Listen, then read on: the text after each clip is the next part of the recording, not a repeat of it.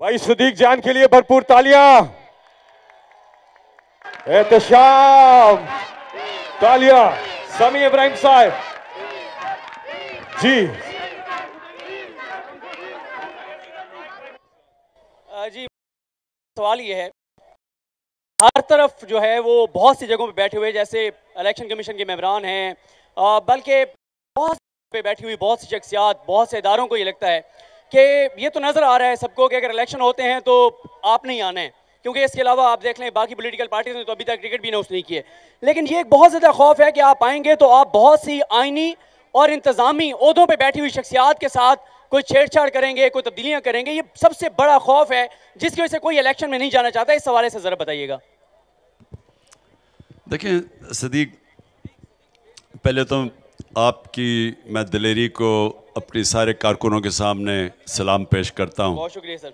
जिस तरह आपको उठाया गया और सिर्फ इसलिए कि आप में वो जुर्रत है सच बोलने की और स्टैंड लेने की, और उसके लिए आपको इन्होंने कोशिश की डराने धमकाने की। जो इनका तरीका है, वो जो काली वीगो आ जाती है और उसके बाद उठा लेते हैं रात को। देखिए मैं सारे सिस्टम्स दुनिया के देखे हुए हैं। कामयाब सिस्टम वो हैं जिधर इदारे मजबूत हैं। इदारे तब मजबूत होते हैं जब इदारों के अंदर मेरिटोक्रेसी होती है और इदारों के अंदर इंटरफेरेंस नहीं होती। तो ये बड़ी गलत फहमी है लोगों की कि जी आके तो पता नहीं मैं क्या कर दूंगा। हम इदारे मजबूत करेंगे। सारे इदारे हैं, यानी अदलिया का इदारा है, फौज का इदारा है, ब्यूरोक्रेसी है, पुलिस है। इन सारे इदारों को जितना आप मजबूत करेंगे उतना बेहतर मुल्क चलेगा। और ये गलत फहमी है लोगों की कि जी आके कोई इमरान खान बड़े बदले लेगा। हुए तो बड़े बड़े गलत काम हैं हमारे दौर में। जो एक साल में हमारे लोगों के ऊपर इन्होंने जुल्म किए वो तो बहुत है। लेकिन मैं आज आपको वाज़ेह कर दूं कि हमने कोई बदले नहीं लेने, लेकिन हमने इंसाफ कायम करना है। हमने कानून की बालादस्ती कायम करनी है। हमने रूल ऑफ लॉ कायम करना है। हम वो पार्टी है जो अपनी ज़ात के लिए पॉलिटिक्स नहीं कर रही। हमने ये मुल्क को, ये जो जिस दलदल में फंस गया मुल्क, इसको निकालने के लिए सिर्फ एक तरीका है कि पाकिस्तान में जो मैं आपको हकीकी आज़ादी की बात करता हूँ, हकीकी आज़ादी आती कैसे है? जब लोगों को इंसाफ मिलता है, जब उनके जो फंडामेंटल राइट्स हैं, बुनियादी हुकूक को उनके इंसाफ उसकी तहफ़्फ़ुज़ करता है, लोग आज़ाद हो जाते हैं। तो ये सबसे ज़्यादा ज़रूरत पाकिस्तान में ये नहीं बदले लेने की, पाकिस्तान में रूल ऑफ लॉ कायम करने का। कानून से ऊपर कोई ना हो। कोई आके मुल्क चोरी करे और क्योंकि वो ताकतवर है वो अपनी सारी चोरी माफ करवा ले क्योंकि वो ताकतवर है। ये सिस्टम के खिलाफ हमारी जंग है। और यही मेरी तहरीक आज से 27 पहले थी कि इंसाफ की तहरीक मतलब रूल ऑफ लॉ। तो हमारा तो ये मकसद है। मेरा सवाल आपसे ये है कि जब आप वजीर आजम थे तो आप खुद को कहते थे, और 2019 के बाद रियासत पाकिस्तान का एक कंसिस्टेंट स्टैंड है कश्मीर के हवाले से। जब मोदी सरकार ने आर्टिकल 370 रिवोक किया, उसके बाद से अभी तक पाकिस्तान के, या उससे पहले भी तकरीबन पिछले 8 साल में कोई भी पाकिस्तान का वजीर खारजा उसने भारत का दौरा नहीं किया। लेकिन हमें खबर ही अभी आ रही है कि बिलावल भुट्टो जरदारी साहब जो इस वक्त वजीर खारजा हैं रियासत पाकिस्तान के, वो भारत का दौरा करने जा रहे हैं। तो हमारे फॉरेन मिनिस्टर के इस विजिट की जो टाइमिंग है, जो आर्टिकल 370 की रेवोकेशन के बाद, और जिस तरह से आपने मोदी सरकार के हवाले से अपना एक नैरेटिव लोगों में प्रेजेंट किया है, आरएसएस की आइडियोलॉजी का नैरेटिव आपने बताया कि क्या है, तो हमारा फॉरेन मिनिस्टर का ये जो विजिट है उसकी जो टाइमिंग है वो कश्मीर के हवाले से रियासत पाकिस्तान की जो एक कंसिस्टेंट पोजीशन है बिफोर द इंटरनेशनल कम्युनिटी, उस पर आपके ख्याल में कितना असर डालेगा? I am asking this question, I know there are many issues related to local politics, but Kashmir issue is very close to my heart. इस वजह से मैं आपसे सवाल पूछ। जी देखें एहतशाम, एक चीज़ याद रखें कि हर जो कौम है ना वो किसी नज़रिए पे बनती है।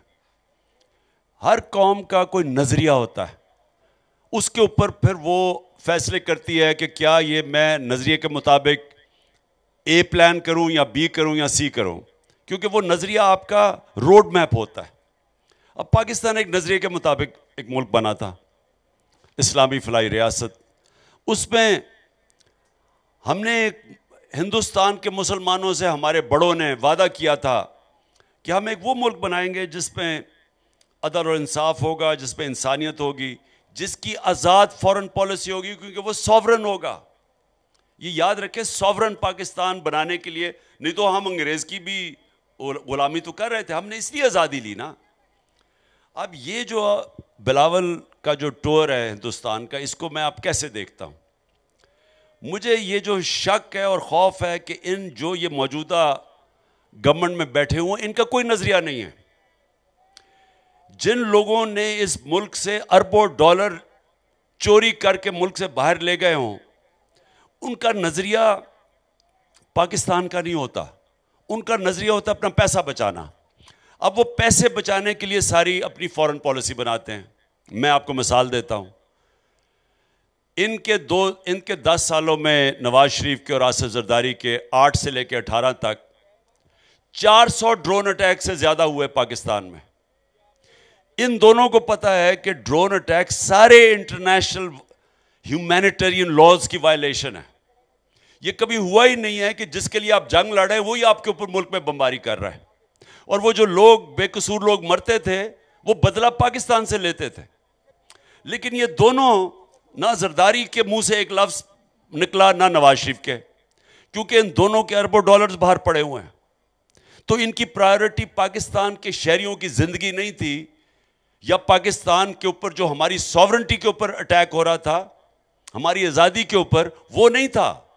ان کی پرائیورٹی تھی ان کا جو باہر اربوں ڈالر چوری کر کے باہر پیسہ بھیجا ہوا ہے, جو یہ بڑے بڑے محلوں میں رہتے ہیں, بڑی بڑی گاڑیاں چلاتے ہیں, بڑی بڑی پراپرٹیز ہیں ان کی. تو وہ جب ان کی پراپرٹیز ان کی پرائیورٹی ہے. اب یہ جو بلاول گیا ہے ہندوستان, جائے گا, ہم نے کیوں, میں تو ہندوستان ان سب سے بہتر جانتا ہوں. ہندوستان میں مجھے لوگ سب سے, کسی پاکستانی کو شاید اتنا نہیں جانتے جتنا مجھے جانتے ہیں. لیکن میں نے کیوں 5 اگست کے بعد فیصلہ کیا کہ ہم نے سارے تعلقات توڑنے ہیں ہندوستان سے؟ کیونکہ انہوں نے انٹرنیشنل لاز کی وائلیشن کی, یونائٹڈ نیشن سیکیورٹی کاؤنسل کی وائلیشن کر کے انہوں نے کشمیریوں کی اسٹیٹ ہوڈ لے لی, اور پھر ان کے اوپر ظلم کیا, ان کے اوپر کرفیو لگا دیا, ان کو ایک اوپن جیل کے اندر ڈال دیا. تو اگر ان کی کشمیریوں کی 1 لاکھ سے زیادہ ان کی قربانیاں شہادتیں ہیں, اور ہم اس کے بعد اس کو بھول کے, کیونکہ ان کے پیسے باہر پڑے ہوئے ہیں اور یہ ہندوستان کو خوش کرنا چاہتے ہیں, کیونکہ ہندوستان سے امریکہ خوش ہو جائے گا, اس لیے یہ اپنی ذاتی مفادات کے لیے یہ کر رہے ہیں. کیونکہ اگر پاکستان کی نظریہ بڑا سیدھا ہے کہ ہم کشمیر کے لوگوں کو, ان کو ہم کبھی بھی ہم ایسے نہیں چھوڑیں گے, ان کی قربانیاں ضائع نہیں کریں گے. ہمارا تو صرف یہ مسئلہ ہے, ہندوستان آج اسٹیٹ ہوڈ واپس لے لے کشمیر کا, ہم ان سے نارمل دوستی کرنے کے لیے تیار ہیں. لیکن آپ یہ نہیں کر سکتے کہ کشمیریوں کی قربانیوں کو ضائع کر کے صرف اپنے انٹرسٹ, ذاتی انٹرسٹ کے لیے آپ ہندوستان سے نارملائزیشن کی طرف چلے جائیں. ہوائے نفس کی ہے حکمرانی, لٹیرا کر رہا ہے پاسبانی. بول نیوز کے مارکیٹنگ ہیڈ آکاش رام تاحال لاپتہ, تفتیشی ادارے جواب دینے سے قاصر. اہل خانہ پریشان, بیٹے کی جدائی میں ماں غم سے نڈھال. جو بچو ہندو پر آئے تھے جو کو پاکستانی, مجھے مہربانی کرے پنجو آکاش واپس کयो. حکومت سے بے قصور اور محب وطن بیٹے کی بازیابی کے لیے فریاد. آکاش رام کے اغوا کے خلاف اہل خانہ کی جانب سے سپریم کورٹ میں درخواست دائر. سپریم کورٹ کے چیف جسٹس عمر عطا بندیال سے آکاش رام کے اہل خانہ کی جلد سماعت کی استدعا. سمیع ابراہیم اور صدیق جان کی سپریم کورٹ کے باہر اہم پریس کانفرنس. ہمارے پاس اور کوئی آپشن نہیں رہا. ان کی فیملی بھی یہ بات کہہ رہی ہے کہ ہمیں یہاں پہ پارلیمنٹ اور سپریم کورٹ کے سامنے احتجاجی کیمپ لگا کے بیٹھنا چاہیے. چیف جسٹس پاکستان سے استدعا کر رہے ہیں کہ اس پیٹیشن کو لگائیں اور جواب لیں ان اغواکاروں سے. مشکل کی اس گھڑی میں عالمی میڈیا نے بھی اٹھائی آواز. CNN, آج تک، انڈیا ٹوڈے، ٹائمز ناؤ سمیت عالمی میڈیا نے آکاش رام کے اغوا کے خلاف دیا بول کا ساتھ۔ اف کیا ظلم ہے، بول انصاف کا منتظر۔ سبسکرائب کریں اور بیل دبائیں تاکہ کوئی خبر رہ نہ جائے۔